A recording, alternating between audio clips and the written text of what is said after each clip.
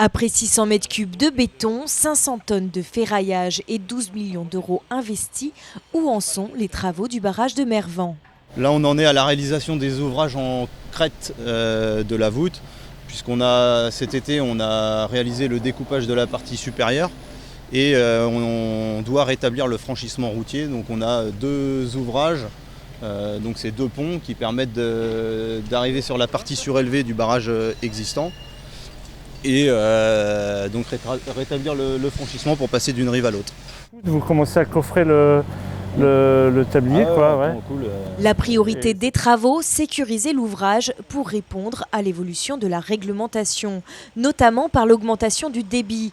Évacuation de 350 mètres cubes d'eau par seconde avant travaux contre 750 mètres cubes aujourd'hui. Le chantier a consisté à réaliser des passes déversantes, donc les ouvertures qu'on voit sur la partie haute, pour pouvoir, en cas de crue extrême, qu'il y ait une évacuation au niveau de la crête du barrage.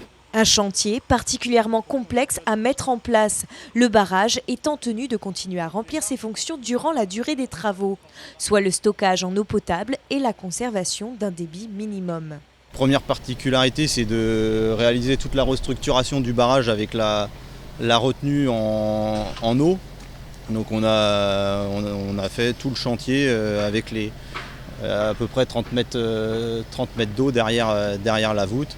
Et ça a nécessité des travaux d'adaptation pour pouvoir gérer et l'exploitation de la retenue et en parallèle réaliser le chantier. On a réalisé une digue à l'aval du barrage pour installer les deux grues. Il a fallu prolonger en fait le pertuis de la vanne de fond pour permettre d'évacuer les crues. Mis à part au tout début, lors de l'installation du chantier, une météo clémente a permis une réalisation des travaux sans grande difficulté. Après plus de 2 ans, la fin du chantier est prévue pour fin juin, avec une ouverture au public envisagée aux alentours du 15 juillet.